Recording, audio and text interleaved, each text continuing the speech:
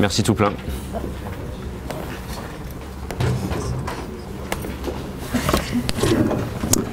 Bonjour. Désolé pour les retards. On est ensemble là pour commencer par terminer la calculatrice sur YAC-LEX ou plus exactement sur Bison Flex. On va d'abord regarder un petit peu et faire un retour sur ce qui avait été fait. C'est lisible? Calc B. Alors on avait d'une part le parseur. Le parseur, qu'est-ce qu'il racontait? Première chose, bon, on veut faire du C++. Du coup, c'est vrai que ces gens-là, ils ont plutôt une sale tête. Je ne sais pas pourquoi ils sont encore là, mais j'en ai certainement pas besoin. En revanche, IOStream, ça va certainement être très utile. On a déclaré que le scanner, le lexeur, on veut qu'il retourne des symboles.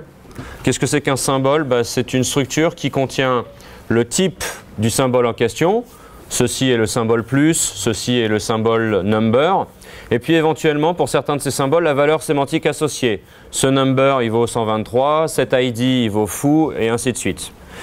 Je vais tout de suite sauter un petit peu plus loin pour dire que les valeurs sémantiques, là, que l'on manipule comme des symboles vraiment agrégés, dans lesquels on a d'une part le type et d'autre part la valeur sémantique, sont des choses qui nécessitent l'activation de deux fonctionnalités dans Bison.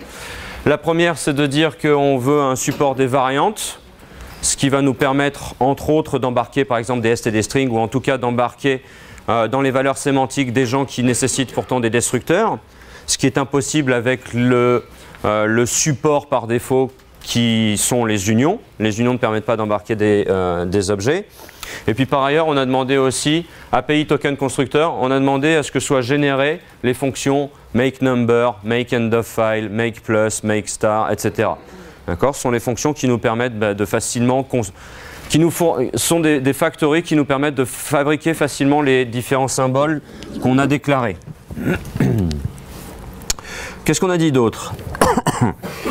On a dit qu'on voulait que tous les symboles, comme par exemple plus, minus, star, etc., tous les noms de symboles, quand ils sont exportés comme des enums, quand ils sont exportés au niveau de l'API langage de programmation, eh ben, on veut qu'ils soient tous préfixés de TOK underscore, de façon à éviter les conflits avec d'autres symboles qui pourraient être définis, comme typiquement end of file.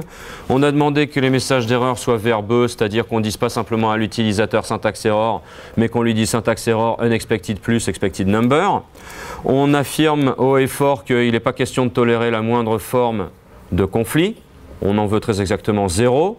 Je vous rappelle que sinon, par défaut, il choisit toujours les conflits, il donne toujours priorité dans les conflits shift-reduce au shift, ce qui, quand on fait l'arithmétique, est complètement imbécile. Les locations, c'est ce qu'on va faire aujourd'hui, commencer à regarder pour tracer l'origine des différents symboles de façon à ce que, typiquement, nos messages d'erreur soient précis. Parse param, le premier parse param, c'est pour dire je veux que ma fonction parse, je lui donne un argument supplémentaire. C'est une référence vers result. Et à quoi servait ce result? Si on regarde un petit peu plus loin, ça servait au fait que dans ma grammaire, le dernier résultat sera mis à jour. Ma grammaire dit que un programme de cette calculatrice, c'est un ensemble de lignes.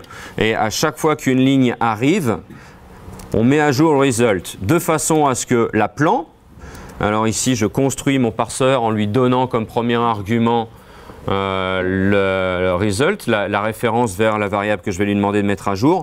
Et après, on peut récupérer, on peut utiliser notre parseur pour récupérer la dernière valeur qui a été passée. Il y a un deuxième argument qu'on a donné qui est le nombre d'erreurs. On maintient nous-mêmes le compte du nombre d'erreurs qui ont été faites. Pourquoi? Parce qu'à partir du moment où on a implémenté la reprise sur erreur, Bison ne termine sur succès, enfin pas Bison mais YYParse, la fonction de parse termine sur succès quand il y a eu une erreur mais qu'on a réussi à faire une reprise sur erreur convenable.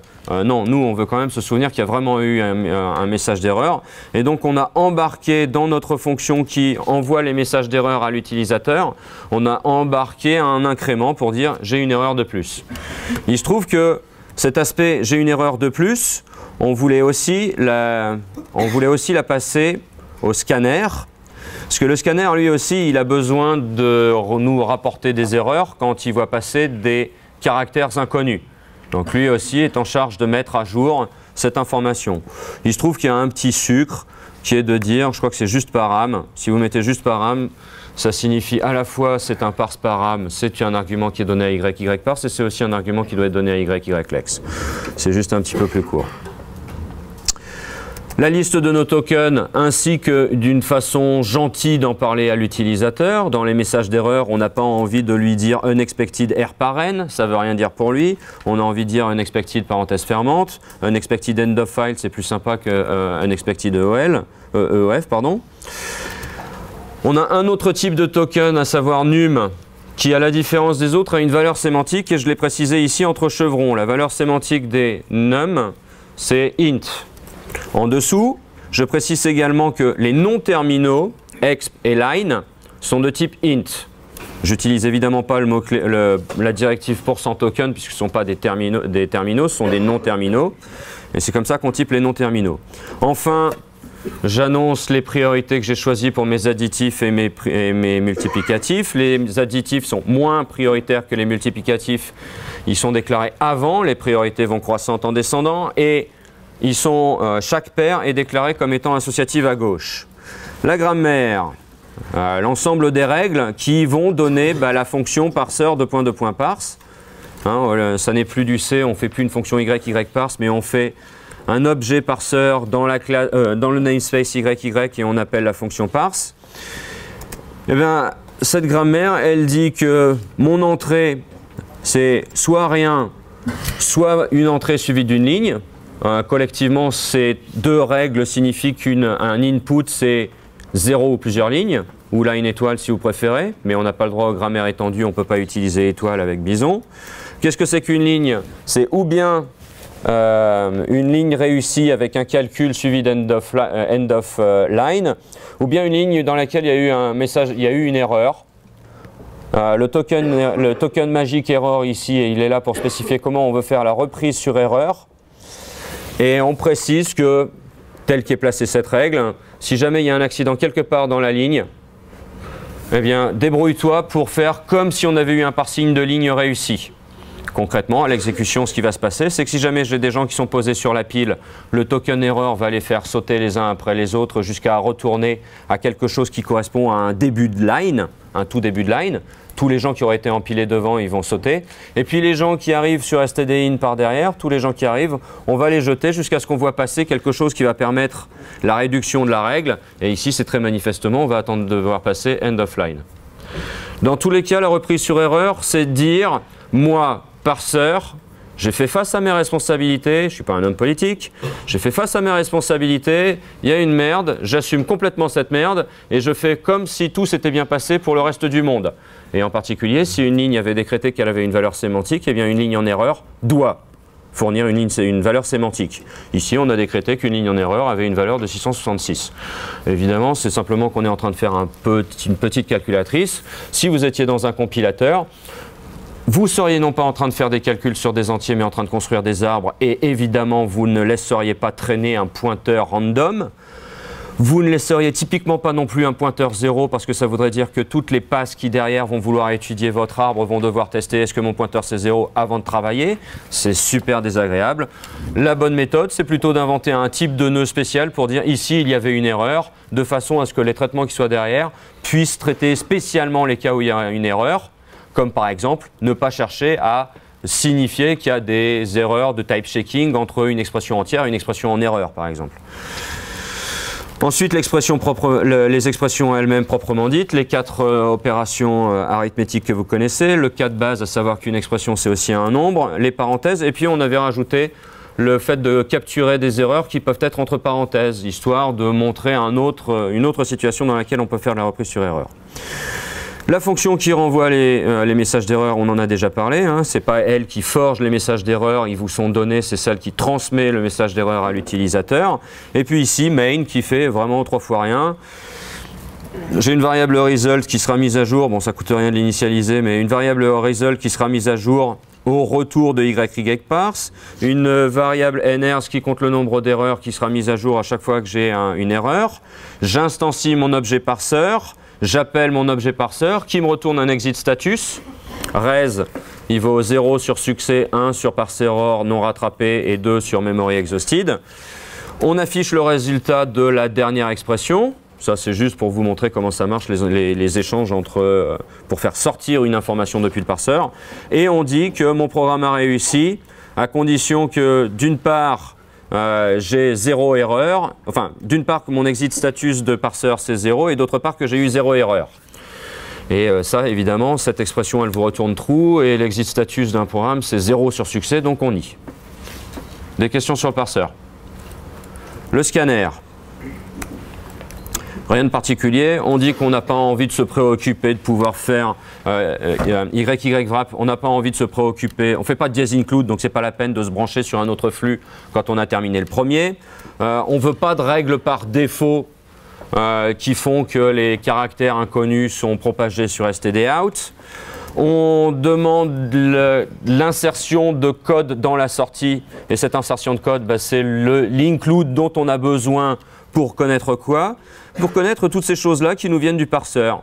Notre objet parseur, qui a été instancié par Bison, il est dans le namespace YY, qui s'appelle parseur, et il fournit des constructeurs, des pseudo-constructeurs, des factories, pour chacun des types de nos symboles dont on a besoin.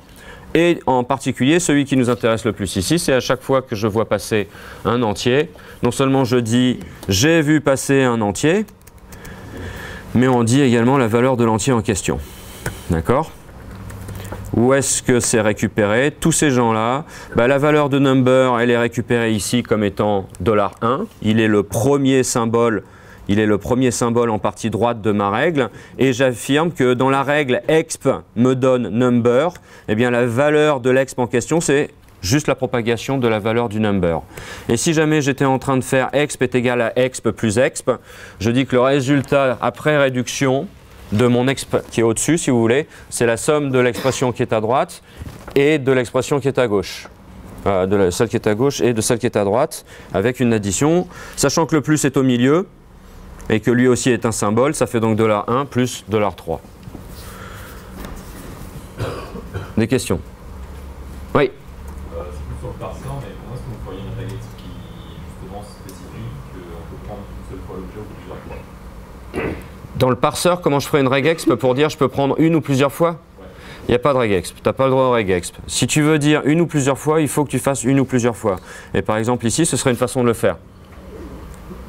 Là, les règles telles que je les ai écrites, elles disent que qu'est-ce que c'est qu'un input? C'est ou bien une ligne, ou bien un input suivi d'une ligne. Au total, ça signifie que input, c'est ligne plus. Mais il va falloir que tu déroules toi-même la signification du point d'interrogation, la signification de l'étoile, du plus, ou même du ou. Tu n'as pas le droit de dire, par exemple, ici, je veux un plus ou un moins. On n'a pas le droit à ça. D'accord? Il va falloir désucrer soi-même. On n'a pas le droit à le BNF, on a le droit à la BNF, tout ce qu'il y a de plus stock BNF, la BNF de base. Est-ce qu'on a le droit de mettre plusieurs fonctions par cas? Par exemple, pour le exp, si on veut que plus et moins aient le même comportement, est-ce qu'on peut juste mettre exp plus exp ou exp moins exp et on renvoie $$ égale $1 plus $3? Alors, si j'ai bien compris ta question, c'est est-ce qu'on peut factoriser les actions pour deux règles? Oui. Voilà, j'ai deux règles et je voudrais spécifier une seule action pour les deux. Non, on ne peut pas. Okay. Chaque règle a son action.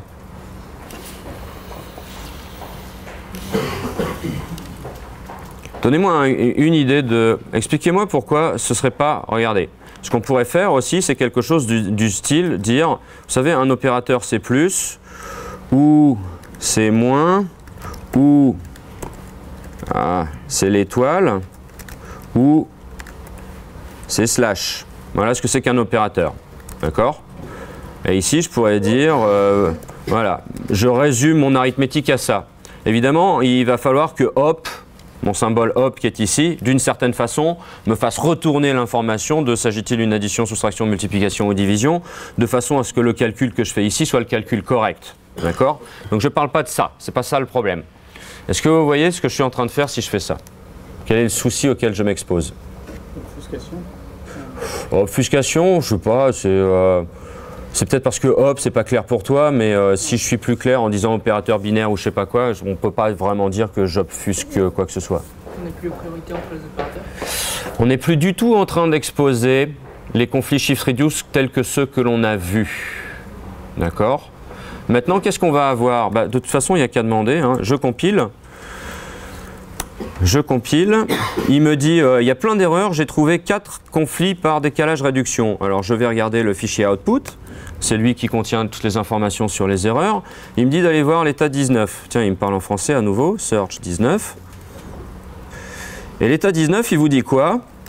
Il vous dit quelque chose qui est ce que vous connaissez absolument par cœur, hein. C'est pas du tout nouveau. Il vous dit, j'ai une règle complète qui appelle réduction, et puis j'ai l'opérateur suivant qui demande à rentrer. Comme d'habitude, d'accord? Sauf que la règle actuelle, elle est anonymisée, elle n'est plus une règle associée à plus, à moins, multiplier ou diviser. Et puis le token qui va arriver par derrière, il est aussi anonymisé. C'est juste un opérateur. D'accord? Vous savez plus. Enfin, là, quand on veut. Il n'y a plus moyen. Ce que je veux dire par là. Bon, il n'est pas anonymisé, j'exagère, mais. Le problème, c'est que la règle qui est installée, celle en OP, le token, on voit quand même. J'ai vraiment exagéré là. Le token, on voit très bien si on a un plus, moins multiplié et divisé qui arrive. Ça, c'est OK. Mais la règle qui est ici, elle n'est plus une règle du plus ou une règle de l'étoile. C'est la même règle qui gère le plus et l'étoile. Et il n'y a plus moyen de dire d'une façon universelle, ici, je veux réduire parce que j'ai un plus qui arrive et j'ai une étoile sur la pile, donc il faut réduire. Ou bien le contraire si on était dans la situation symétrique. Vous voyez? Il est absolument critique pour la résolution des conflits que la règle du plus se distingue de la règle de l'étoile parce qu'elle ne se comporte pas du tout de la même façon pour les shift et les reduce. Donc si vous avez masqué vos opérateurs comme ça à l'intérieur d'un non terminal, le mécanisme de résolution des conflits ne peut plus fonctionner. Vous voyez ça? Sinon, il n'y a qu'à lire. Hein. Là, vous voyez que vous êtes prêt à exprimer votre avis sur la priorité du token qui arrive, il vous est donné, mais il n'y a qu'une seule règle. Il n'y a pas 4 règles, il y a une seule règle. Et là, vous n'êtes plus capable de dire, quand c'est un additif, je fais ça, ou quand c'est un multiplicatif, je fais ça. Si vous tenez absolument à factoriser, alors dans ce cas-là, au mieux, vous faites une couche multiplicative et une couche additive. Là, on pourrait commencer à exprimer les choses. Mais sincèrement, ça me paraît beaucoup de complications pour très peu de factorisation de code, ça a très peu d'intérêt.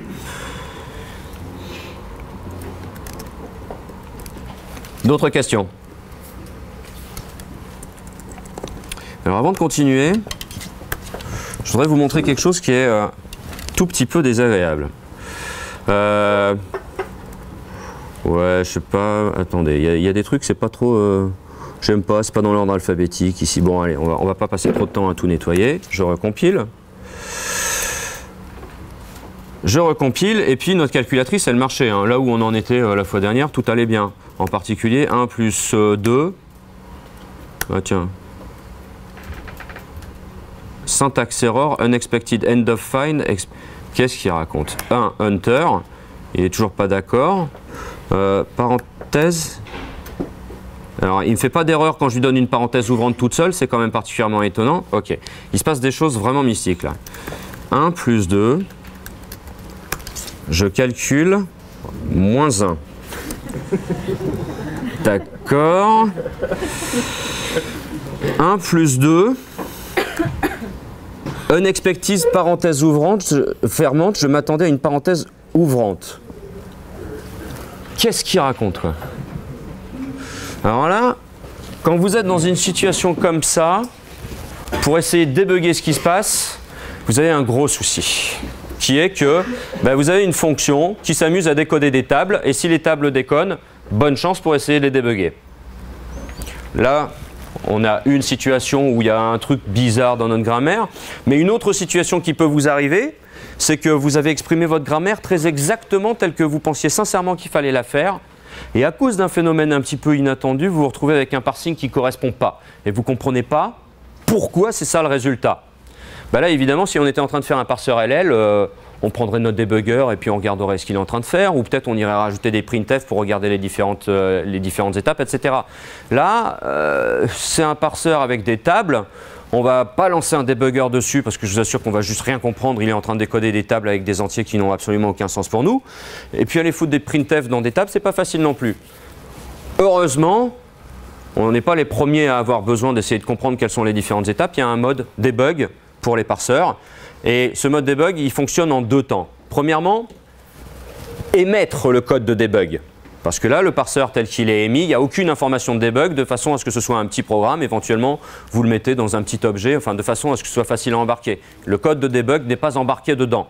Donc, première chose, on va demander à Bison d'émettre du code d'instrumentation du parseur. Deuxième chose, le code d'instrumentation, évidemment, on peut l'activer ou le désactiver runtime et par défaut, il est désactivé. Donc, première chose, je vais demander à Bison d'émettre le code de debug. Deuxième chose, je vais dépendre par exemple d'une variable d'environnement, c'est ce que je fais souvent personnellement d'habitude, pour armer la variable de debug pour commencer à activer les traces. D'accord ? Histoire de regarder ce qui se passe. Je prends mon parseur et je ne sais pas très bien où le mettre, mettons ici, tout ça a pas... J'ai pas encore fait les locations, donc je vais pas tellement... oui, mais j'ai déjà du code qui utilise les locations, donc je vais le laisser. Mais je crois que c'est debug. Non. Enable parse trace, define. Allez, RTFM. Non, pas RTFM de Bison. Search parse trace. Define parse trace. Bon, bah, c'était, les deux sont valables. Define parse point trace. Auquel cas, il va y avoir du code et ce code, il est relié à. En C++, je sais plus. Je sais plus. Ah bah après tout, hein, il y a RTFM mais RTFC c'est bien aussi. On va aller regarder le code. Des fois c'est plus facile. Alors parse.hh, search debug. YYDebug, ça y est, le code est activé. Debug string, debug level, set debug level. Ouais, ça a l'air bien ça. Alors je prends parse YY. Là j'ai mon parseur et je fais set debug level, level. Et puis je vais récupérer la variable d'environnement YYDebug. Ça me paraît bien. D'accord? Donc si YYDebug est armé, je lui demande d'être verbeux. J'ai rien changé, c'est toujours le même résultat. YYDebug égale 1. Ouais, bien sûr. Ah, là il commence à nous raconter plein de choses. On va regarder en haut, depuis le début. Il nous dit qu'il rentre dans l'état 0 et qu'il veut faire une réduction tout de suite de la règle 0. Une réduction de la règle 0 alors qu'il a même pas encore commencé à regarder l'input. Hein. De quoi il parle? Qu'est-ce qu'il est en train de faire? Ah oui, elle est là. Il est en train de regarder le fait que... J'ai dit règle 0? Je voulais parler de la règle 1, excusez-moi. Et il est en train de constater que l'input commence toujours par une ligne vide. Bon, très bien, il fait la première réduction pour dire j'ai une pile vide. Oups, pardon. J'ai une ligne vide et ça l'amène en état 1. Et puis il dit mon prochain token c'est un number. Et il nous dit l'adresse du number. Si on avait un suivi des locations, il pourrait nous dire exactement quelle ligne, quelle colonne et tout ça. Pour l'instant on ne l'a pas fait, il va nous mettre des zéros partout. Toujours est-il qu'ici il nous dit c'est ton number, je ne sais pas quoi en faire, je ne peux pas te l'afficher. Il ne demande pas mieux que de nous aider. Mais un number, comment voulez-vous qu'il sache? Alors en C, il n'a aucune chance de le savoir. En C++, on pourrait faire l'hypothèse qu'ils connaissent toujours l'opérateur inférieur. Bon, ce n'est pas le cas. Il n'a pas fait cette hypothèse sur nos structures de données. Donc, je vais l'aider et je vais le prévenir que il y a un printer pour toutes les valeurs de type entière et ce printer, c'est YY output. Hein, ça, c'est le flux de debug, si vous voulez. Sur YYO, je veux que tu envoies la valeur de mon symbole, tout simplement. Donc là, je viens donner des informations sur comment on affiche les valeurs sémantiques. Je recompile et il dit que je ne lui parle pas bien. Il a raison, c'est derrière qu'il faut lui mettre. La raison pour laquelle on met derrière, c'est que on pourrait lister plusieurs types qui sont derrière, alors qu'on ne pourrait pas les lister tous devant. D'accord ? Tous ces printers, ils se printent comme ça. Et je recommence. Pipeless. C'est parti. Je ne sais plus ce que je lui ai donné d'ailleurs. 1 plus parenthèse 2, d'accord? 1 plus parenthèse 2, il me dit je reçois un number, c'est 1. Bon, tout ça c'est très bien. Je le shift, tout ça c'est très bien. Et il me dit je le réduis par la règle numéro 9 qui est en ligne 63. goto 63. Ouais, ça paraît raisonnable. Et il me dit, $1 avant, c'était un number qui vaut 1, et après réduction, $, c'est un non terminal exp dont la valeur est 1. Jusque-là, tout va bien. Entering state set, shift token. Il appelle le scanner, et là, le scanner, il dit, le prochain token, c'est un moins. What? Le prochain token, c'est un moins. J'ai tapé plus. Ok. Et après, il me dit, et le token qui est encore derrière, c'est une parenthèse fermante. What?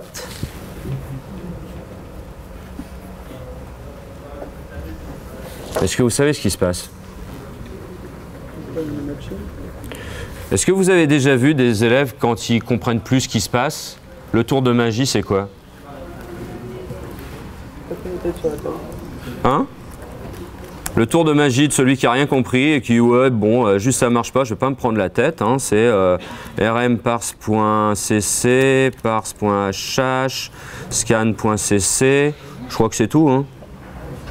Je dois avoir parse.output aussi. L'élève qui comprend rien, il fait ouais, bon, bitflip. J'ai un problème avec la planète qui m'aime pas, on recommence.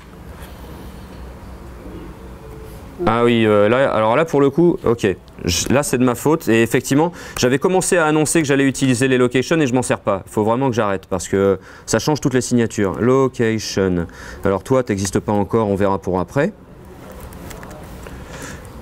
Et location non plus. Je recompile. Je relance mon test. Je vais tout en bas déjà pour voir ce qui se passe. Hein. 3. 100 parse error. 100 parse error. Bon, je reviens tout en haut. On recommence. Je suis dans l'état 0. Je fais la réduction de la première ligne qui est vide. Ensuite, j'ai un number qui est 1 et je le réduis comme étant une exp qui vaut 1. Ensuite, mon token c'est plus. Bah voilà, maintenant ça marche. Le token d'après, c'est parenthèse ouvrante et non pas fermante. Ça tombe bien. Le token d'après, c'est un number dont la valeur est 2. Donc, on fait la réduction de number vers exp qui me donne 2. Derrière, j'ai encore le token parenthèse et du coup, on fait la réduction de la règle 10, celle des parenthèses, qui me dit que j'ai trois valeurs en partie gauche, en partie droite de règle, à savoir la parenthèse, l'expression qui vaut 2 et la parenthèse fermante, ce qui se réduit comme étant une expression qui vaut 2, jusque-là tout va bien. Il arrive à end of line et du coup, il se décide à faire son addition entre 1 d'un côté, j'ai tout cassé, il est où mon... Alors, il fait son addition entre le 1 d'un côté, le 2 de l'autre et il trouve que ça fait 3. Ce qui me donne une ligne étant composée d'une expression suivie de end of line, ça me donne une ligne qui vaut 3. Ce qui me donne un input qui reçoit une ligne qui vaut 3. Ce qui met bien à jour le résultat, ça vaut 3. Et donc ça marche. Quelqu'un a compris ce qui s'était passé là? Oui? Alors expliquez-moi comment j'ai échoué lamentablement et comment je me suis retrouvé à faire des choses vraiment pas sympas. Tu n'as toujours pas compris? Bon, action replay. Bon, je sais que tu as compris, mais action replay. Allez. Je retire le debug. 1 plus 2. Tiens. Unexpected parenthèse fermante. Pardon? Ouais. Qu'est-ce que j'ai fait? J'ai inversé les deux lignes qui étaient là. Et puis j'ai aussi inversé les deux lignes qui étaient là. D'accord? Puis alors, si j'ai vraiment envie de vous embêter et de vous faire vraiment suer, tiens, on va jouer à ça, tiens. On va jouer à ça. 1 plus 2, syntaxe error, unexpected end of line, expected end of file. Oula, on va mettre les debugs histoire de comprendre. Alors, dès le départ, il dit next token is end of line. D'accord. J'ai tapé 1 plus, ouvrez les parenthèses 2. Le premier token qu'il reçoit, c'est end of line. Vous n'avez toujours pas compris? L'erreur, elle est ici.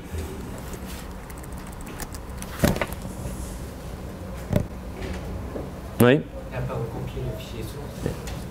Recompiler les fichiers sources, il a compilé plein de fichiers sources ici. Hein. Il n'a pas recompilé. Alors, qu'est-ce que tu appelles recompiler? Il n'a pas recompilé scan.cc ou il n'a pas recompilé scan.ll? Il n'a pas recompilé scan.ll? Non, raté. Du coup, ta réponse c'est? Bravo, félicitations.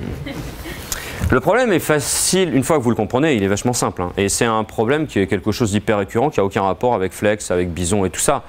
C'est juste que le modèle du C, étant donné qu'il y a ce truc génial qui s'appelle les include, vous vous souvenez, je vous en ai déjà parlé de toutes les vertus de cette fonctionnalité très avancée. Dans les vertus du modèle d'include, il y a quand même le fait que quand vous compilez un fichier C, en réalité, ce fichier C, il dépend aussi des headers qui sont au-dessus de lui. Et nous, ici, on en dépend d'une façon absolument critique parce que dans le... ici, je déclare un certain nombre de tokens, ce qui se matérialise dans le... Non, c'est pas toi que je veux. Ce qui se matérialise dans parse HH comme étant... cherchons num, par exemple. Il est où num? Trouve-moi... Oui, non, mais pas celui-là. Voilà. Ce qui se matérialise par une affectation de valeur à chacun de mes tokens. Et les tokens ici, ils sont numérotés tout bêtement dans l'ordre dans lequel ils sont donnés dans mes fichiers. D'accord?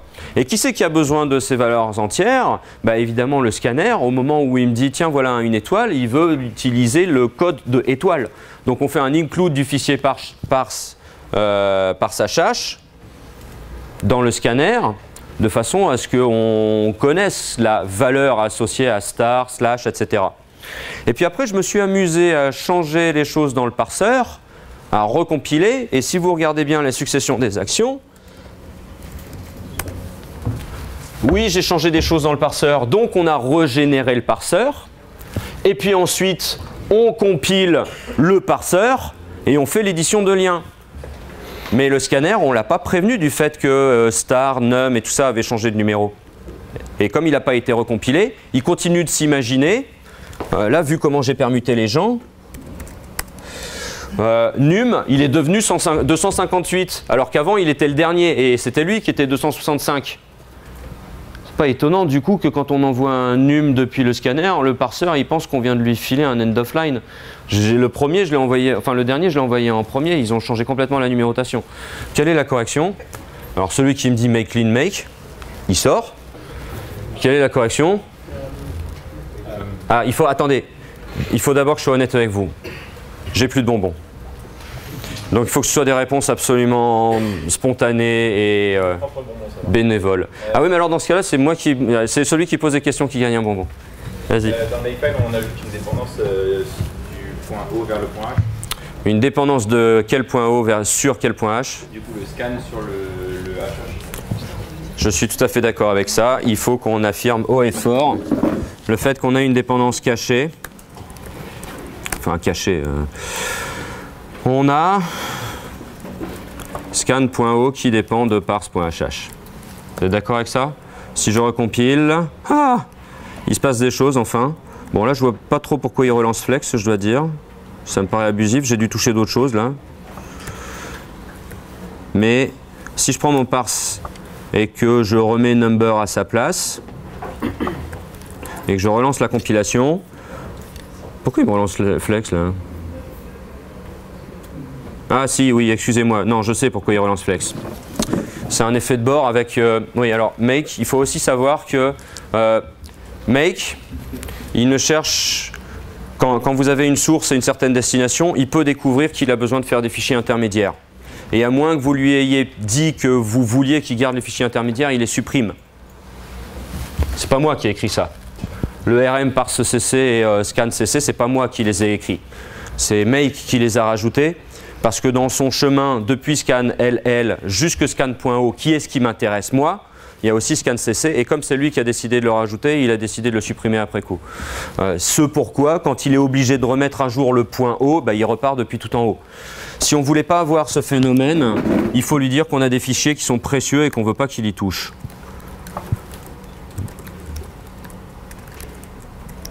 Scan CC, parse.cc, je relance ma compilation. Il ne me les supprime pas, je reprends ça, je permute mes parenthèses, je relance la compilation et là on voit bien qu'il ne fait que recompiler le fichier scan.o. C'est bon pour tout le monde ça? Make check make, c'est vraiment une façon magnifique d'apprendre à perdre son temps et à ne pas maîtriser les outils qu'on a. C'est la même démarche qui amène certains à se dire ah ouais, alors ma fonction elle presque marche, Mais alors si jamais x il vaut 0, je réalise que ça ne marche pas trop bien, alors je mets un if x égale 0, je fais une autre version de ma branche. Ah mince, ça ne marche pas très bien non plus pour les nombres pairs, alors si c'est 0 mais que ce n'est pas un nombre pair, puis à la fin vous vous retrouvez avec une fonction qui est comme ça, qui est patchée dans tous les sens, alors que si on avait réfléchi correctement, on aurait pu trouver la façon générique d'écrire dès le départ. C'est gérer, patcher les problèmes plutôt que de les comprendre et de les corriger à la source, c'est vraiment pas la bonne façon de faire les choses. Retournons aux locations, parce que là, il y a plein de choses à faire. Hein. Vous avez remarqué que d'ailleurs, les locations, ça s'est mis à péter seulement après que j'ai touché à mon scanner. C'est aussi parce que quand j'avais activé les locations, ça avait changé quelque chose sur le HH, mais le scanner s'en était pas encore rendu compte, donc il continuait d'accepter de travailler avec des trucs qui étaient dans le passé. C'est pour ça que ça faisait semblant de marcher, saloperie. Je rétablis le code que j'avais. Je recompile et ça va se fissurer dans tous les sens. Il me dit d'abord que je ne sais pas écrire, que ça s'écrit au pluriel, d'accord. Et puis, il me dit, make plus, tu l'appelles sans argument, mais il en faut au moins un, et cet argument c'est L, comme c'est déclaré dans la routine qui est ici. Il faut lui donner une location. Tous nos symboles, maintenant, il va falloir préciser de où ils viennent. D'accord? Tous les symboles, il va falloir préciser de où ils viennent. Alors ça, il y a plusieurs façons de le faire. Il y a plusieurs façons de le faire, mais je vais essayer de faire la plus simple. La plus simple, c'est déjà on retourne regarder dans le parse.hh. Est-ce que c'est bien là-dedans? Je cherche location. Non, il m'a mis ça dans un header qui s'appelle location. Qu'est-ce que c'est qu'une location? Je vais aller tout en bas parce que vous êtes des épithéens, on peut regarder directement les membres. Une location, c'est deux positions. La position de début et la position de fin. Qu'est-ce que c'est qu'une position? Je regarde en position HH. Une position, c'est un nom de fichier, une ligne et une colonne. D'accord? Bon, bah, il va falloir manipuler ça. Ce qu'on va faire, c'est que dans mon scanner, je vais chercher à maintenir, la location actuelle. Je suis pas sûr de comment j'ai envie de vous montrer les choses là. Est-ce que je fais une variable statique, ce qui est quand même pas la gloire, mais en même temps...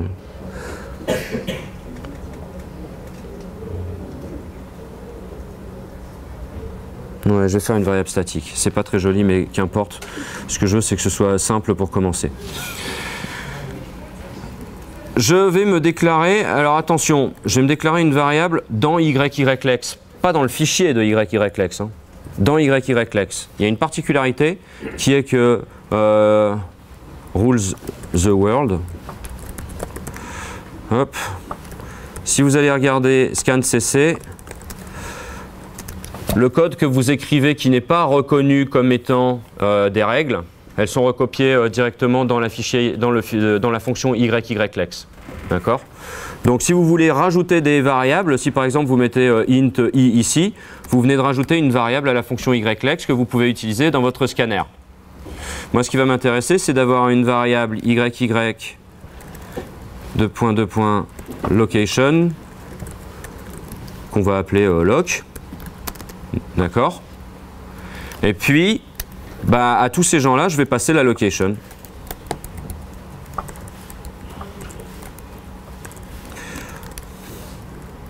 Wow, j'ai découvert le copier-coller, dis donc.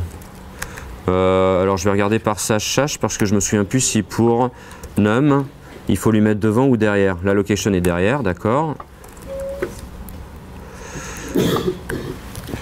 Première chose, bon déjà on va regarder si ça se comporte mieux. Ça se comporte mieux. Et maintenant... la location est incrémentée automatiquement. Non, pas du tout, c'est à toi de le faire. C'est ce qu'on va voir. C'est ce qu'on va voir. Ok, on a des messages d'erreur qui utilisent bien les locations, d'accord? Pour l'instant, c'est ça que je voulais voir. Déjà s'assurer qu'elles sont bien propagées. Maintenant, on va réfléchir à comment ça marche. Comment ça marche si on veut faire du suivi de location. Donc vous aurez compris que location, c'est 2 points. C'est juste 2 points. D'accord? Et ce qu'on va vouloir faire, c'est que pour l'instant, location, loc, contient le token précédent. Et là, j'ai un autre appel sur YYLex qui arrive. D'accord? J'ai le début du token précédent, la fin du token précédent. Évidemment, qu'est-ce que je dois commencer par faire maintenant que je vais aller chercher le token qui est ici, la première chose que je dois faire, c'est la tête est égale à end. Begin est égal à end. Je ramène comme ceci. D'accord? La première chose que je dois faire, c'est ramener mon curseur de tête sur le curseur de queue.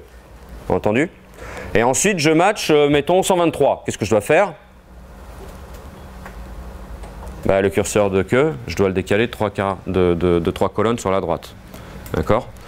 Donc en fait, on va typiquement avoir régulièrement deux actions à faire. C'est à chaque fois qu'YLEX est appelé, le premier truc à faire, c'est de ramener la tête au niveau de la queue, faire begin égale end.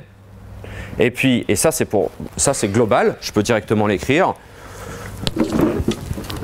Quand je rentre dans YLEX, je veux faire log.begin égale log.end. D'accord? Bon, il se trouve qu'il y a une fonction qui fait exactement ça, une fonction membre qui s'appelle step qui fait exactement ça. Donc je lui dis tu step. Et c'est pas log, c'est lock. Et puis ensuite, alors là c'est là où c'est moins marrant, c'est ici pour tous ces gens-là, à chaque fois que j'ai un token qui arrive, donc à chaque fois que j'ai un token qui arrive, j'ai end.colonne qu'il faut que j'incrémente de la longueur matché. Vous êtes d'accord? J'ai ramené mon curseur de tête sur le curseur de queue et maintenant si j'ai matché un token qui fait 10 caractères de large, il faut que j'incrémente, il faut que je décale le curseur de fin des 10 colonnes. Le nombre de colonnes, il nous est donné par YLENG, parce qu'on n'est pas en train de faire de l'UTF-8 ou des trucs marrants où il y a une différence entre le nombre de colonnes et puis le nombre de caractères, enfin le nombre de bytes. On va rester dans un cas simple, mais vous voyez l'idée. C'est pas très agréable de devoir écrire ça tout le temps. Je pense qu'on a le droit, on va aller regarder dans location, plus égal. Ouais, on a le droit, il y a une fonction colonne qui permet de dire directement qu'on veut incrémenter d'un certain nombre de colonnes. Et on a même un plus égal qui marche directement sur les locations qui ne fait que changer la colonne d'arrivée. Donc en fait, tout ça peut aussi devenir juste ça. Ok? Sauf que c'est quand même désagréable de l'avoir en chacune des lignes. Alors pour ça, Flex il nous donne un petit sucre syntaxique, define un truc du genre de mémoire user action. C'est quelque chose qui sera exécuté devant chacune de vos règles. Donc si je lui prends ça et que je le mets ici, elle sera exécutée devant toutes mes règles, toutes. Ce qui revient à dire que je peux sauter tout ça. D'accord? Tout le monde d'accord? On va vérifier que j'ai pas dit de bêtises. Fin de fichier inattendu. Qu'est-ce que je lui ai fait qui lui plaît pas? C'est quand même pas le décalage de 2 colonnes, dis-moi. Oh la vache. Ça c'est un beau programme, dis donc. Et là il me dit que quoi? Il me dit qu'il faut sûrement que je mette un point virgule après mon action. C'est bien ça. Alors, en ligne 1, colonne 5, il trouve qu'il y a un problème avec le plus. Ça paraît pas mal. 1 plus 2. Pourquoi il me demande 2 hunters? Est-ce que j'ai encore foudroyé mon parseur, là? Mon terminal Qu'est-ce qui se passe là? Et là je suis sincère, là je vois pas pourquoi il m'embête à vouloir 2 hunters. C'est le debug. Pardon? C'est le debug. Ouais, effectivement on peut chercher à débugger, mais ouais, j'avais pas envie de passer trop de temps là-dessus. Là ça a marché, il a bien compris. À chaque fois il reçoit bien le truc.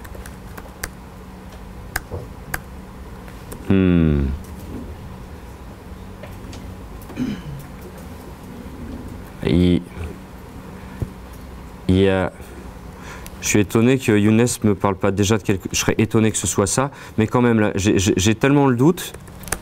J'ai tellement le doute que...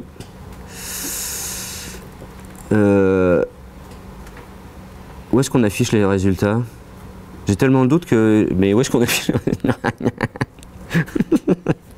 Je crois que j'ai une explication là. On n'affiche jamais un résultat? Et dans le main, on retourne juste le résultat. Non, juste on n'affiche jamais le résultat. C'est quelque chose de sympatoche. Oui, oui, dans le main, mais le main, il ne marche que quand on a fini le parsing. Et pour une calculatrice interactive, c'est une propriété relativement assez moyenne, quoi. Donc, le résultat, c'est $line. Peut-être que quand on affiche le résultat, les choses se passent mieux. On va recommencer. 1. Ah, bah voilà. 1 plus 2. Ah, bah voilà. 2 plus... Ah, il me dit qu'en ligne 1, colonne 9, il y a unexpected end of line. Qu'est-ce qu'il y a qui ne va pas, bien sûr? Il faut reconnaître les retours à la ligne qui me changent la colonne dans laquelle je suis. Et puis par ailleurs, regardez, je fais 1 plus 2. 1 plus 2... Non. Attendez. Hop. 1 plus 2.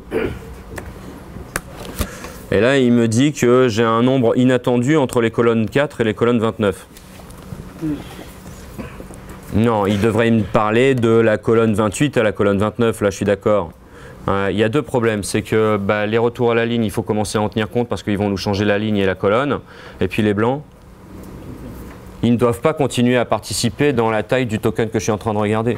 Donc imaginez que j'ai lu 123, et puis après il y a 456 qui est là-bas. J'ai 123.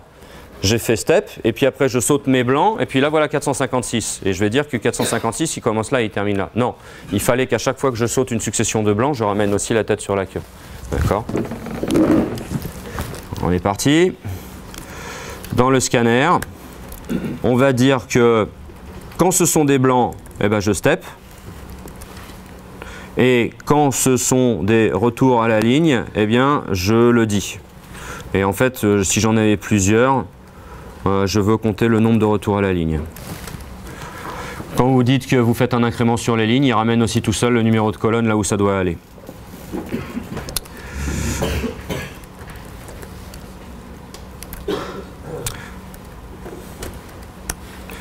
Un, 2, unexpected number en colonne 23, c'est tout à fait exact.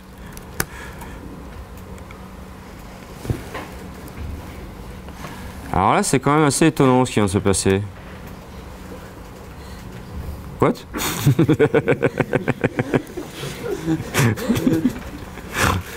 Qu'est-ce qu'il fait?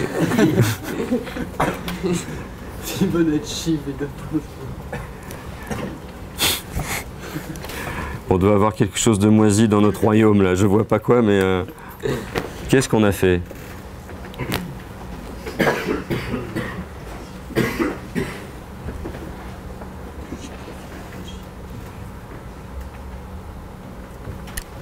Mais c'est parfaitement bon, qu'est-ce qui nous embête? Make clean, make. Non, là, sérieux, je vois pas. Il y a vraiment un truc mystique là. Non, mais il est en retard à chaque fois d'un truc. Me dis pas qu'il est en train de tamponner comme un gros fou là. Ça va. Si jamais c'est ça là. Il ressemble. C'est comme s'il maintenait un cache. Ouais, non, mais qu'est-ce qu'il attend là?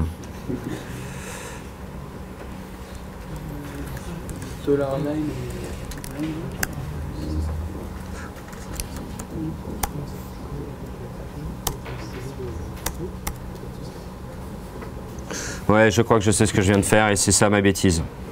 Je crois que je viens de faire une bêtise en fait. Je pense que c'est mon scanner qui, je lui ai dit, tu sais, tu peux compter les retours à la ligne que je t'envoie les uns derrière les autres. Et en fait, du coup, lui, tant qu'il voit passer des retours à la ligne, il regarde s'il y en a encore un qui est derrière et je veux pas qu'il fasse ça. J'espère que c'est ça. Ouais, c'était ça.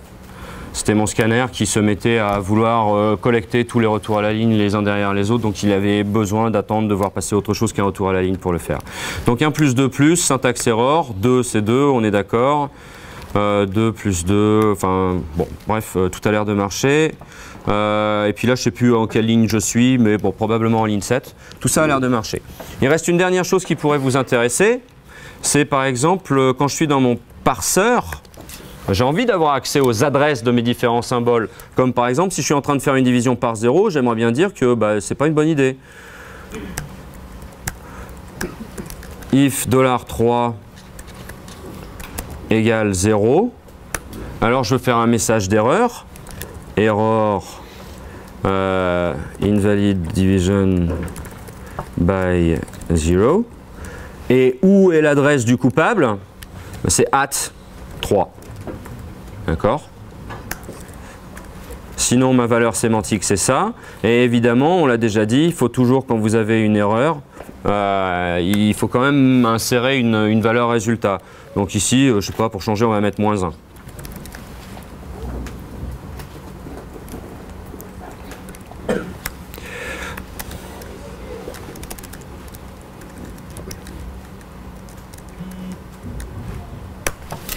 Voilà. Là, il nous dit l'expression qui est de la ligne 1 depuis la colonne 12 jusqu'à la colonne 20 vaut 0 et c'est une division invalide par 0. Mais là, vous remarquerez qu'il y a quelque chose qu'on n'a pas fait qu'il a fait pour nous. Hein. Le scanner, qu'est-ce qu'il a dit au parseur? Il a dit, la parenthèse, elle commence là en colonne 12. Le 1, il commence en colonne 13. Le moins, je ne sais pas où il est. Et puis la parenthèse fermante, elle est en colonne 19. Bah, le scanner donne des locations comme ça pour chacun des petits tokens, mais à chaque fois qu'on a une règle qui dit « et je réunis tous ces symboles en un autre symbole bah, », la location du symbole qui est au-dessus, elle démarre au début du premier symbole et elle termine à la terminaison du dernier symbole. C'est pourquoi les propagations des $, etc., les dollars à l'intérieur de la grammaire, on n'a rien à faire. Il faut qu'on instrumente le scanner pour le dire où sont les locations des différents symboles. Mais côté scanner, c'est fait pour vous. Il y a une dernière chose que je voudrais vous montrer, et je pense que ça y est, vous avez une introduction qui est largement suffisamment complète de tout ce qui se passe. Ou plutôt, il y a deux choses. Il y a une première petite chose qui n'est pas très sympathique, c'est que dans notre scanner, ici, attention, il y a un message il y a invalide de caractère. Bah, déjà, on ne met pas la location. Et il y a un truc qui est un peu étrange, c'est qu'on n'utilise pas, on n'est pas en train d'utiliser l'API YYError pour apporter les messages d'erreur. Il y a quelque chose qui est relativement nouveau et qui est assez sympa.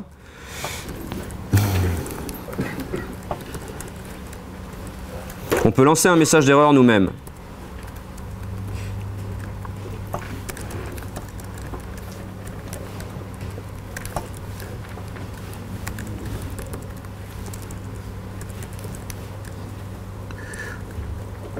Je crois que c'est comme ça. S'il n'est pas content, de toute façon, il me le dira. Du coup, ça ne sert à rien de faire l'incrément sur ners, puisque c'est le message d'erreur qui va s'en charger tout seul. On déclenche nous-mêmes, on peut déclencher nous-mêmes les parse error. Alors il dit que non. Il dit que syntaxe error, elle ressemble à quoi? Il lui faut une location et ensuite le message. OK.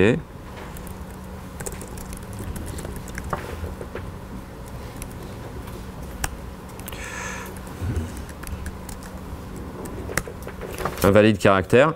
Et là, vous voyez, contrairement à ce qu'on avait auparavant, si on vient de faire rentrer le parseur dans le mode « il y a une erreur ». Il y a un autre endroit où ce serait peut-être pertinent de faire rentrer le parseur dans le mode « il y a une erreur », c'est quand je fais des divisions par 0. Il continue de me dire 0 là, et on n'est pas basculé en erreur. Donc un autre endroit, quelque chose d'autre que vous pourriez faire. Donc là, je vous montre comment on peut lancer une syntaxe error depuis une routine que vous utilisez depuis votre parseur. Mais dans votre parseur, vous pouvez aussi lancer vous-même. Non, je ne suis pas dedans. Il est où mon parseur? Vous pouvez aussi lancer une erreur en faisant YYError.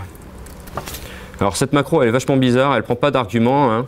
Elle n'est pas en charge d'émettre un message d'erreur. C'est ce que je viens de faire ici. YYError, c'est une macro qui est là pour déclencher le mode erreur de votre parseur. Déclencher le mode erreur. Pas faire le rapport d'erreur. Donc je recompile. Je pense que c'est parce que YYError, elle est déclarée, c'est une macro idiote qui est déclarée sans les parenthèses, donc il ne faut pas mettre des parenthèses. Je vous ai déjà dit que les macros c'était nul.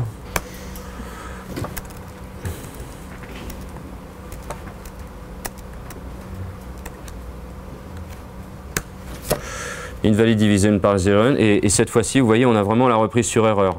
On a c'est pas la nôtre qui est utilisée là, c'est vraiment, on est rentré dans le mode d'erreur de notre parseur. Bien, est-ce qu'il y a des questions là-dessus? En ce qui me concerne, alors imaginons qu'on soit en train de faire il y a quelque chose qu'on n'a pas fait depuis longtemps, c'est faire ça. Elle est super pas contente, c'est normal, parce que notre test suite, elle n'était pas prévue pour qu'on affiche result égal. Donc on va arrêter d'afficher result égal. On relance la test suite.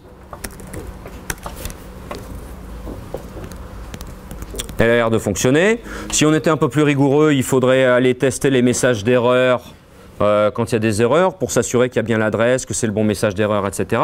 Mais la dernière chose qu'il faudrait que vous fassiez si vous étiez en train de rendre un projet, c'est de faire des tarballs.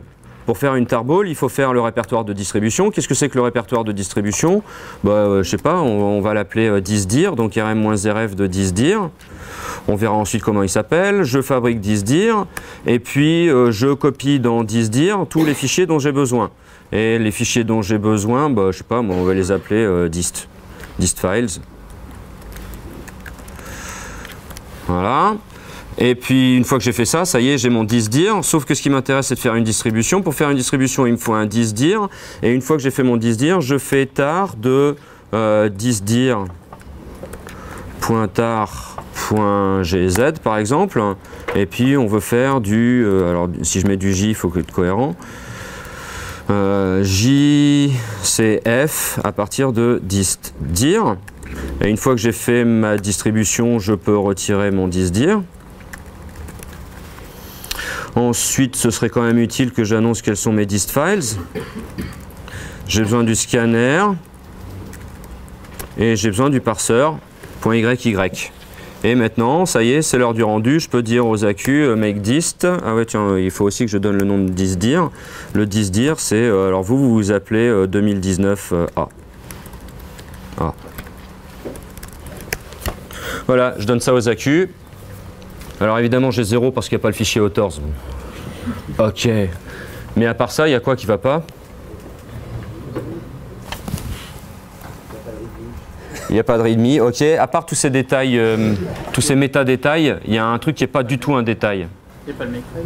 Non, j'ai pas mis le makefile. Et j'aurais dû m'en rendre compte. Et comment ça se fait que je m'en suis pas rendu compte? Parce que j'ai pas fait discheck. Qu'est-ce que c'est que discheck?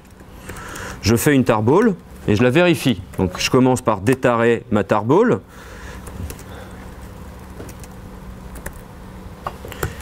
Et puis à l'intérieur de mon disdir, je fais make check. Ouais, il va tout faire. Et si tout ça marche, je peux retirer mon disdir, j'en ai plus besoin. -r disdir. Make discheck. Ah, ça marche pas. Pourquoi? Il n'y a pas make. Ah zut. Hop.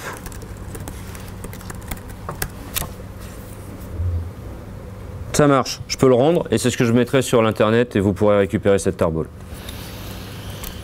Des questions? Non? Là vous aurez PTHL, je ne sais pas quand ça commence exactement mais bientôt. Ça y est, ça commence. PTHL, vous avez la souche qui est là. Hein. Je veux dire, il faut utiliser les locations. Il faut utiliser des std strings, donc il faut utiliser des variantes et pas faire mumuse avec des unions comme si vous étiez en train de faire du C, etc. Pour PTHL, c'est vraiment ça le point de départ. D'accord? Une question pour TC1. On a le droit d'utiliser ce qu'on a généré en TC0 ou bien on n'aura pas droit à BisonFX? Non, bien entendu, TC1, c'est TC0 plus 1. Et TC0 officiellement n'existe plus, on dit PTHL. Mais on se comprend. Oui. Ça a été filmé, on pourra retrouver la...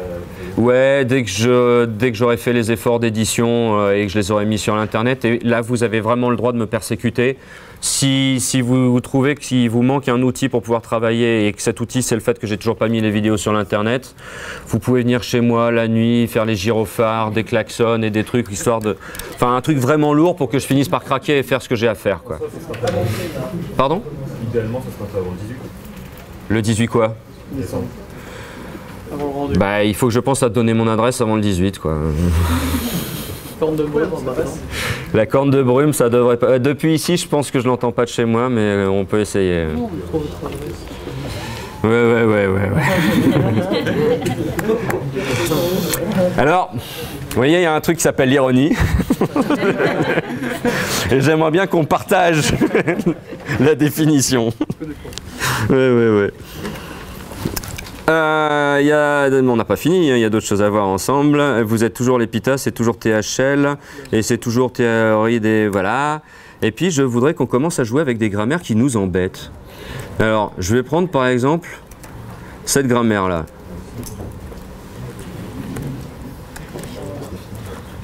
Je vais l'appeler 1.y. Voilà, regardez-moi cette grammaire et dites-moi ce que vous en pensez.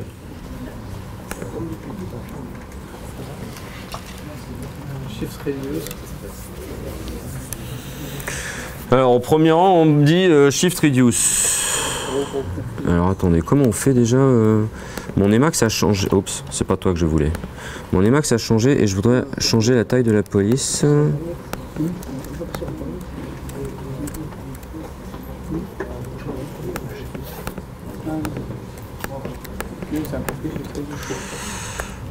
Oui. On ne devrait pas changer if then else et if then. Les permuter genre ça? Ouais, si j'ai bien compris, ça quand il va vérifier, ça se fait en ordre. Non, alors ça c'est pas vrai, non. La seule chose qui est vraie, c'est que quand il y a un conflit shift reduce, il donne priorité au shift, toujours. Et la deuxième règle, ça c'est pour les conflits shift reduce. Et la deuxième règle, c'est quand il y a un conflit reduce reduce, c'est-à-dire une compétition entre deux règles et non plus entre un token et une règle. Là, quand il y a une compétition entre deux règles, il donne priorité à la règle au plus petit numéro, la première dans le fichier. Mais ça, c'est pour les reduce. Et dans les deux cas, tu n'as pas envie de reposer sur des méta-règles aussi débiles que ça, quoi. Donc, première chose, c'est que c'est bien de se faire une idée en la regardant, mais après, on va quand même demander à notre outil ce qu'il en pense. Je t'écoute. Cette EXP, oui, alors c'est pas, non, c'est absolument volontaire. Mais j'ai pas moyen. Quelqu'un peut m'aider à agrandir la police de mon Emacs? C'est quand même dingue ça. Le truc a changé et je sais plus comment on fait maintenant. Gna gna gna gna gna. Alors il y a des gens qui me proposent d'utiliser des outils sous-dimensionnés, mais après tout ils ont raison. Si je vais dans un terminal, ça devrait résoudre le problème. Emacs de 1. Oh, c'est joli, c'est en noir et blanc. 1.y. Voilà. Donc, mais je vais pas y arriver, je vais taper méta tout le temps, il va pas comprendre quand je tape méta. Bah oui, ça m'étonne pas. Non, non, vraiment je peux pas là. Je suis désolé, je retourne sur mon Emacs. Ctrl X. Non mais vous savez, c'est lisible, hein, dit le mec au premier rang, alors que je me préoccupe des gens qui sont là-bas, quoi. Non, vraiment, je vous entends très bien. Hein, d'accord, merci.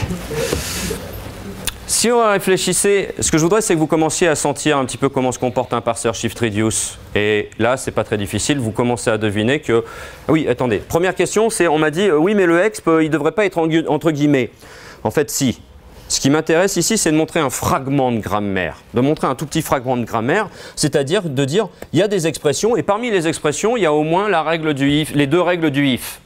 Sauf que si je m'arrête à ça, dans mon fragment et que je le donne à Bison,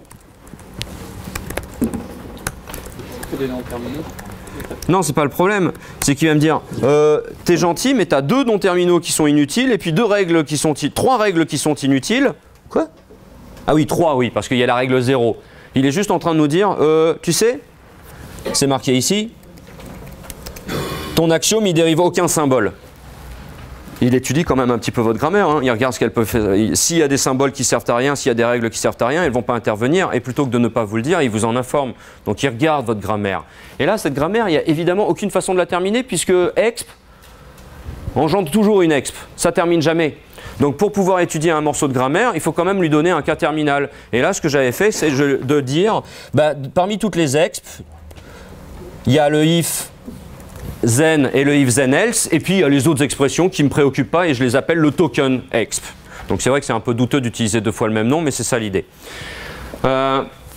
Si vous réfléchissez en termes de parseur shift reduce, vous doutez bien qu'il va arriver un if, il va shifter le if, puis après il va y avoir une exp, il va shifter l'exp, puis le then il va shifter l'exp, puis puis un exp. Et donc là vous avez sur la pile if, exp, then, exp. Et puis là, deux possibilités. Soit il fait la réduction parce qu'il a une règle if then qui est complète, soit éventuellement il y a un else qui arrive. Auquel cas, il pourrait aussi continuer et shifter le else de façon à aller vers la règle if then else. Vous êtes d'accord? Vous le sentez ça?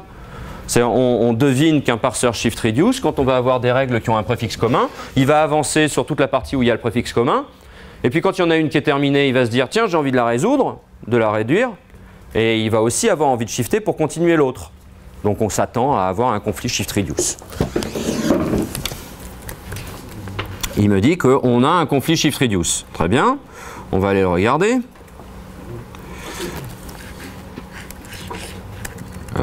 On va aller le regarder à condition d'avoir demandé à ce qu'il soit généré. Moins report égale all. Et là, il me dit que dans l'état 7, il y a un conflit par shift reduce. Alors je vais dans l'état 7 et comme annoncé, il me dit je suis prêt à réduire la règle if then else sur les lookup $then et else, mais je suis aussi prêt à continuer à shifter le else pour aller vers la règle if then else. D'accord? Bon, c'est pas du tout une surprise, la grammaire est ambiguë. On en a déjà parlé, hein. La question s'appelle le dangling else. Si j'ai une phrase, le mieux c'est quand même que je vous la réécrive. Le dangling else, c'est si ma phrase c'est if exp then exp else exp, la question c'est à qui appartient le else. Est-ce que le else il appartient à ça, ou bien est-ce qu'en réalité il fallait comprendre cette phrase comme ceci, et le else en fait appartient au if qui est à l'extérieur. Il y a deux lectures possibles. C'est le dangling else, si nous remonte à Algol 58, c'est à qui appartient le else. Bon, c'est pas à nous à décider, il faut qu'on se conforme au choix quand on est implémentateur. Mais imaginons qu'on soit concepteur de langage. C'est quoi le bon choix? Parce que là, je prétends vraiment, en tant que concepteur de langage, il y a un bon choix et un mauvais choix. Et c'est plus des problèmes d'ergonomie qu'autre chose quand on est en train de concevoir un langage. La question, c'est d'essayer d'aller vers l'utilisateur. Le S correspond au if le plus proche. Il faut essayer de privilégier la localité. Tous vos langages de programmation, ils font des efforts de façon à vous permettre de regarder le moins de code extérieur possible et de vous concentrer sur les quelques lignes. Toute l'évolution des langages de programmation, tous les bénéfices des variables locales, etc., tout ça, c'est toujours de façon à nous permettre d'arrêter d'avoir à raisonner globalement et de pouvoir raisonner localement. Les langages de programmation essayent de vous protéger. On vous interdit les variables globales, on vous interdit les effets de bord, etc. parce que c'est des choses qui encombrent l'esprit, c'est des choses qu'il faut avoir en tête en permanence quand on est en train de faire quelque chose. C'est bêtement ça aussi, hein. Les variables globales et les effets de bord, c'est une nuisance au raisonnement local parce que ça a toujours... il y a peut-être quelque chose à côté qui va avoir un impact global qui va modifier ce que vous êtes en train de regarder localement. Donc d'une façon générale, quand vous avez le choix, essayez d'être guidé par « je privilégie la localité ». Et là, s'il y a un if qui est ici et que je rajoute un else là, évidemment, l'utilisateur il va envie de le rattacher là. C'est plus logique que se dire oh, « il va falloir que je regarde au-dessus s'il n'y a pas un autre if et que dans ce cas-là, je le raccroche ». Et c'est aussi beaucoup plus robuste. Parce que si jamais il y a ici un if then qui fait je sais pas quoi et puis il y a quelqu'un qui découvre qu'en fait, il y a une condition qui devrait porter sur tout ça, qui met un if devant, vous imaginez ce qui se passe si le if qu'on vient de rajouter, il décide de « ah bah tiens, finalement le else qui était là derrière, il est pour moi ». Donc c'est aussi plus robuste à l'édition. Bon, par ailleurs, tout ça c'est pour les langages dans lesquels il y a cette ambiguïté potentielle. Mais il y a des langages, mettons Go ou plein de langages modernes qui ont décrété « tu mets des accolades sur le then, tu mets des accolades sur le else », auquel cas il n'y a plus jamais possibilité d'avoir la moindre confusion parce que tout ça est parenthésé de façon explicite. Mais en tout cas pour les langages héritiers d'Algol comme le C, il y a une ambiguïté. Très bien. Et tant mieux, c'est le choix qui a été fait dans le C. Le choix qui a été fait dans le C, c'est on attache le else au if le plus proche. C'est aussi le choix qu'on a dans Tiger. Maintenant on veut résoudre ce conflit shift-reduce. Mais première chose, remarquez que ça, c'est une explication de la règle bizarroïde qui est hard-codée dans YAC, de dire dans un shift-reduce, on privilégie le shift. Ça résout le problème du if then else, puisque ici, si on veut privilégier le else local, ça veut dire que quand j'ai vu un if then et qu'il y a un else qui arrive, il ne faut surtout pas parenthèser tout de suite, il faut continuer d'aller vers la droite. D'accord? Autrement dit, dans le conflit qu'on est en train de regarder, on veut que le shift l'emporte. Vous êtes d'accord? Et c'est le comportement par défaut. Donc si on est paresseux et qu'on a l'amour du risque, on n'a qu'à dire « ouais, je sais, il y a un conflit et ça fait ce que je veux ». Et puis un peu plus tard, il va y avoir un autre conflit. Vous allez tester, ah bah oui, c'est ce que je veux, je le laisse comme ça. Puis vous allez en tester 3. Et vous savez qu'il y a 3 conflits et que ça marche exactement comme vous le vouliez. Puis après, vous changez votre grammaire, vous avez toujours 3 conflits, mais comment vous savez que c'est les 3 mêmes? Je veux dire, à partir du moment où vous dites, je sais, j'ai 3 erreurs, vous ne savez pas non plus si après c'est toujours les mêmes 3 erreurs que vous conservez. Vraiment, cherchez le 0, quoi. Cherchez le 0, ne reposez pas sur ces méta-heuristiques qui sont complètement nuls. Donc je vous écoute, comment je peux dire à mon outil, je veux résoudre le if then else par un shift?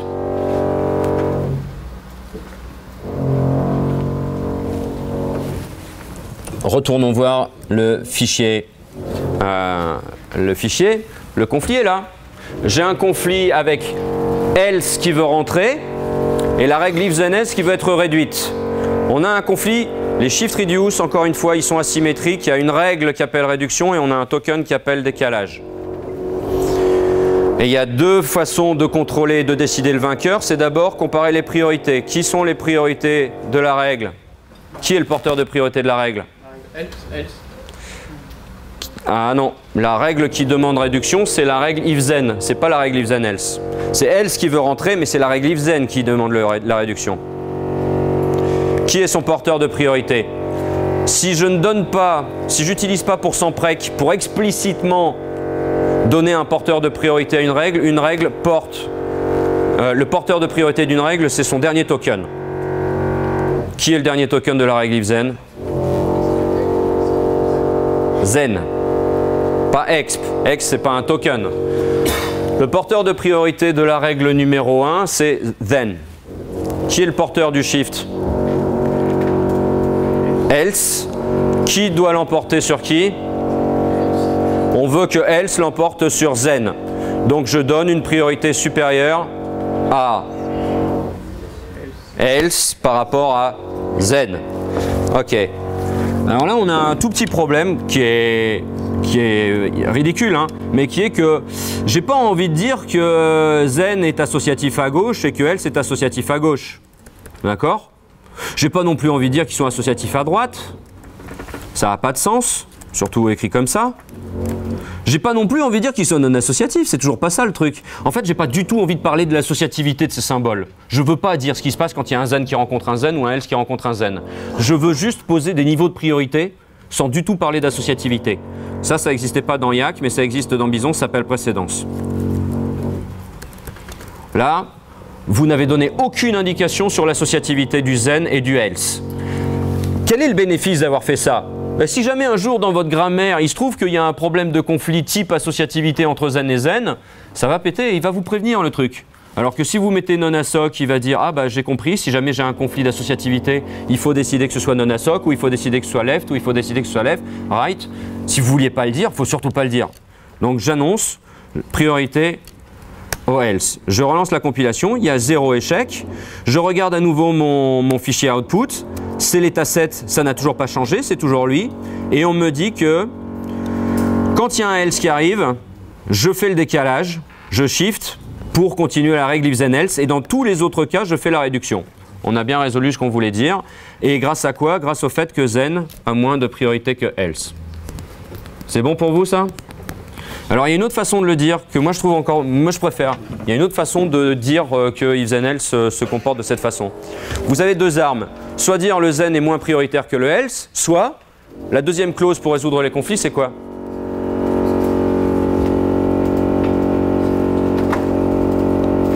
La priorité, c'est ce qui permet de résoudre les problèmes de plus contre étoile.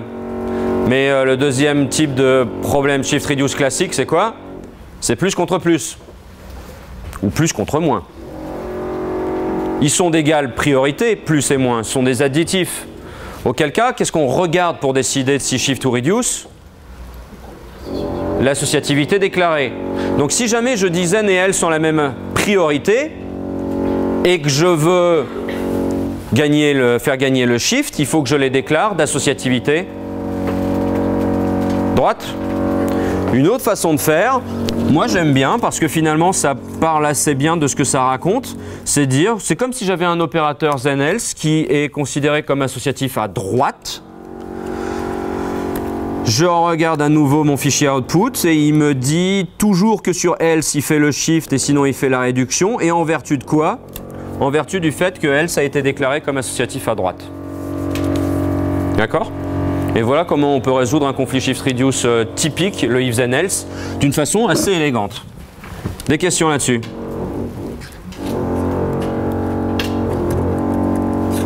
Pas de questions? Une autre. Alors, qu'est-ce que vous pouvez me dire de cette grammaire-ci?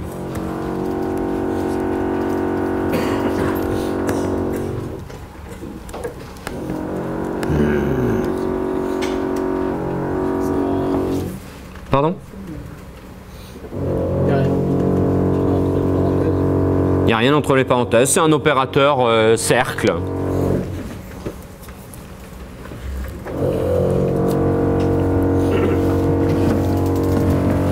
Que pouvez-vous me dire de cette grammaire? Younes? Bah, t'as déjà pareil en termes d'associativité.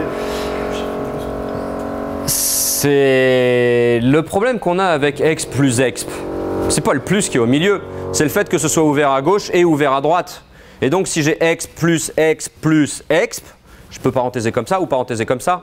Et le fait que mon plus il soit composite, il est réuni il vient de deux tokens qui se suivent au lieu d'être un unique token, ne change rien à la problématique. Quand j'aurai un exp rond exp et ensuite un rond qui arrive, il y aura toujours la question de savoir si est-ce qu'il faut parenthéser à gauche, c'est de l'associativité gauche, ou est-ce qu'il faut parenthéser à droite, c'est de l'associativité droite. Donc on s'attend à un quoi comme type de conflit? Encore un shift reduce.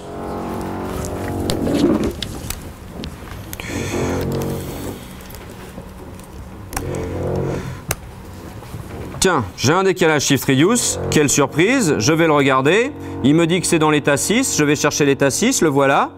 Quelle surprise, on a la règle qui est complète et on a le token, on a l'opérateur qui demande à arriver. On a l'opérateur qui demande à arriver. Si vous voulez, c'est pas tout à fait exact ce que je vais faire, mais c'est un peu comme si on regardait ça, hein. Le fait que mon opérateur il soit composite et pas juste atomique le symbole plus, ça change rien du tout. Bon, c'est pas tout à fait, c'est quand même pas exactement la même chose parce que cette fois-ci j'ai deux demi-opérateurs si vous voulez. Mais du coup, comment je résous cette associativité? Comment je résous ce problème? Comment je peux faire pour dire ce que je veux dire? Bah, déjà, la première des choses, c'est que puisque la grammaire est ambiguë, il faut qu'on prenne une convention. Est-ce que mon opérateur est associatif à droite ou opérateur associatif à gauche? On va prendre gauche. Très bien. Prenons associatif à gauche. Comment je résous pour avoir de l'associativité gauche?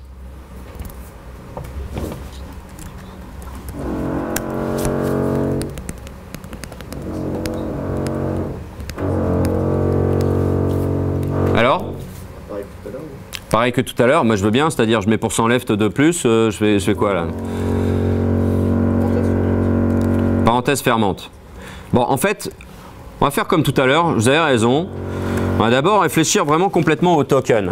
On a un conflit shift-reduce comme d'habitude, qui est la règle qui appelle la réduction. C'est la règle numéro 1. Qui est son porteur de priorité? Fermante. C'est fermante qui est porteuse de priorité de la règle. Qui est porteur du shift? L'ouvrant. Non, pas l'exp. Hein. Exp, c'est un nom terminal. Celui qui appelle le shift, c'est la parenthèse ouvrante. D'accord? Et on a décrété qu'on voulait faire gagner la réduction, donc on donne une priorité supérieure à qui? On a dit qu'on voulait parenthèse fermante qui a priorité parce que c'est lui la règle, et parenthèse ouvrante qui est moins prioritaire parce que c'est lui le token qui veut rentrer. Je relance ma compilation, je regarde mon état 6 et on me dit que quand je suis ici, dans tous les cas, je fais la réduction.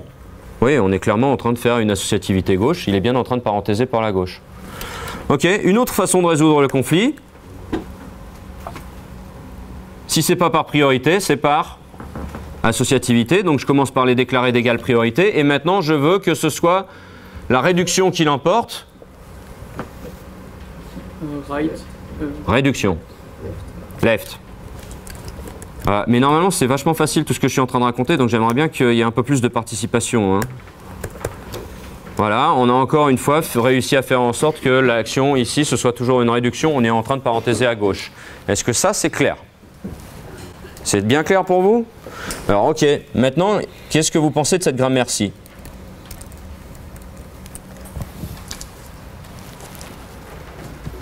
Je viens de rajouter exp entre les parenthèses.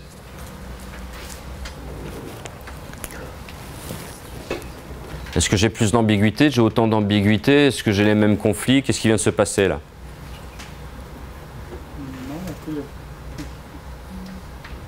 Au départ, j'avais quoi comme problème d'ambiguïté? J'avais le fait que j'ai j'avais une règle ouverte et à gauche et à droite. Et donc, elle pouvait se répéter, ou si vous préférez, l'arbre il pouvait se construire à gauche ou se construire à droite, et par conséquent, je pouvais avoir des arbres de toutes les formes possibles. Avec le % left et les precedents et tout ça, on a clairement décrété qu'on veut les arbres qui sont à gauche.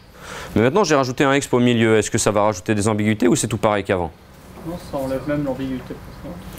Pas du tout d'accord avec toi, ça enlève que dalle. Mais ça n'en rajoute rien.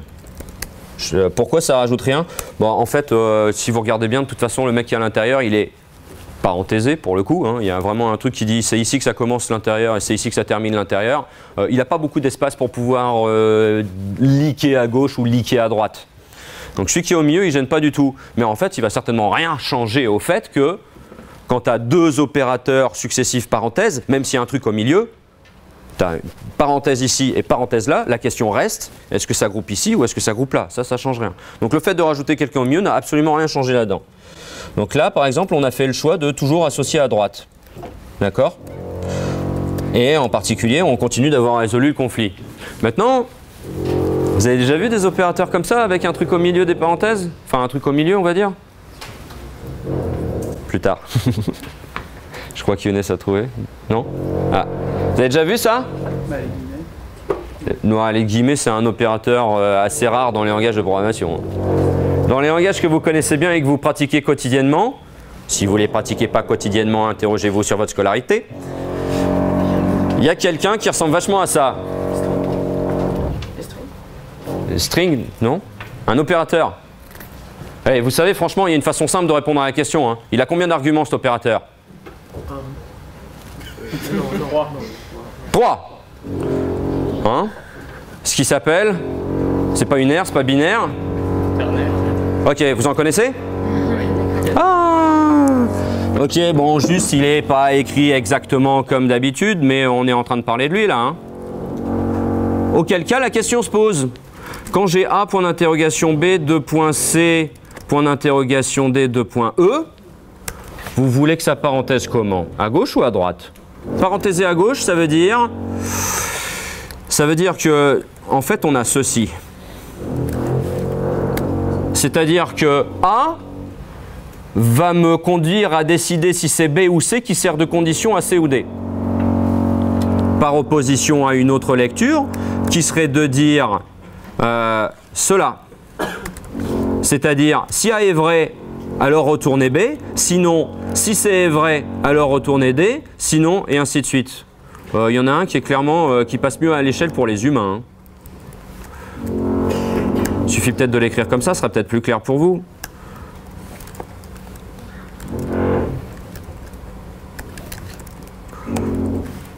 Vous préférez une associativité droite ou gauche pour l'opérateur ternaire? Clairement droite. Si A est vrai, alors B.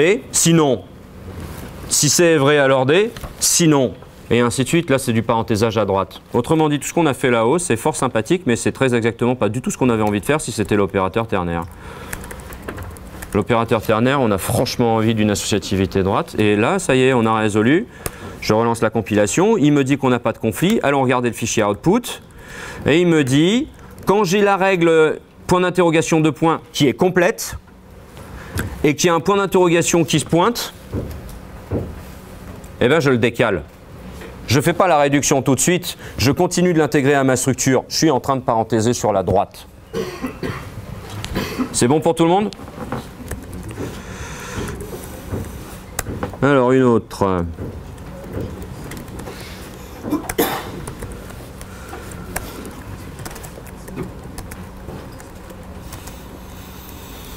Celle-ci est vraiment bizarre. Alors, on va dire... Ah, il y a quelque chose que je ne vous ai peut-être pas encore montré. C'est dommage parce que c'est un peu rigolo. On va faire comme ça.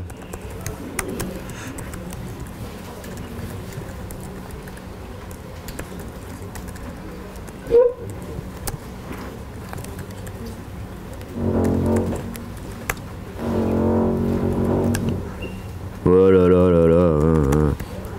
Quel rabat-joie. Je suis jamais content, vraiment quoi. Oh mon parseur. C'est sympa ça, hein. C'est sympa avec les petites grammaires, mais bon... Mais si, je voulais montrer ça à l'autre groupe que j'ai pas montré ça encore. Donc, regardez la grammaire qu'on a. Je dis qu'une phrase, c'est ou bien proc suivi d'un argument suivi d'un point. On a fini là, c'est ça? On a fini là. Bah, je sais pas si on peut continuer parce qu'il y a les autres qui vont arriver. Et là, j'ai besoin d'un peu plus de temps que ça pour...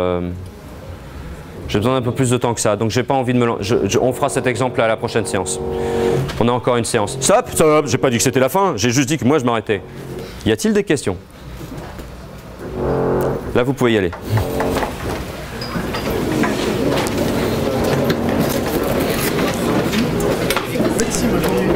Oui. Est-ce que tu peux résoudre les